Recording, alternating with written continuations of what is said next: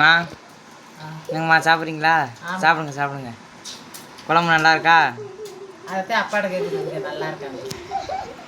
ஏ பூஜா, அப்பாவுக்கு இந்த இது கட்டைப்பையில் இது இருக்குது, தயிர் பாக்கெட் இருக்குவா. தயிர் பாக்கெட் பார்த்தாலும் ஞாபகம் வருது. சும்மாப்பா தயிர் பாக்கெட் வாங்குறதுக்கு வர 11 மணி ஆயிடுச்சு. கடையெல்லாம் மூடிட்டு இருக்காங்க. பலசர கடை ஊரம்.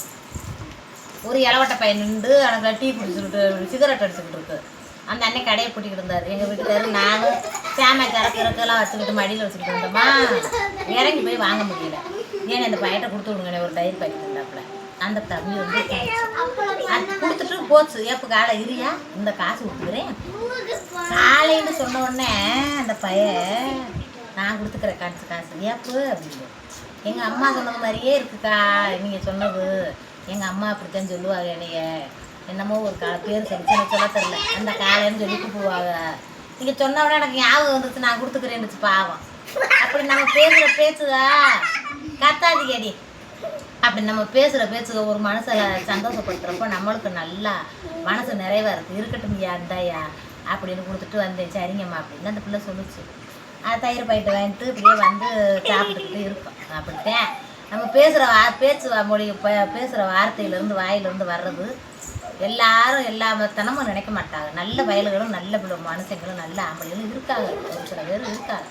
அப்படி இருக்க கண்டுதே அதுக்கு அப்படி சொல்லுது எங்க கட்டையில் அப்படி சொல்லிச்சு அந்த பிள்ளை. அது மாதிரி நம்ம பேசுகிறதும் பொம்பளை பேசுகிறதும் நம்ம வாயிலிருந்து வர்ற வார்த்தைகளும் நல்ல வார்த்தைகளை வரணும்.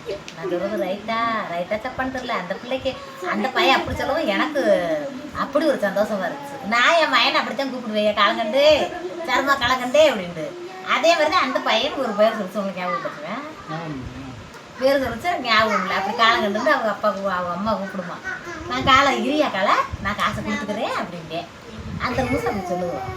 ஊற்றிக்கங்க பையன் எனக்கு என்ன சொல்லணும், நிறைய நடக்கிறாங்கன்னு சொல்லிட்டே.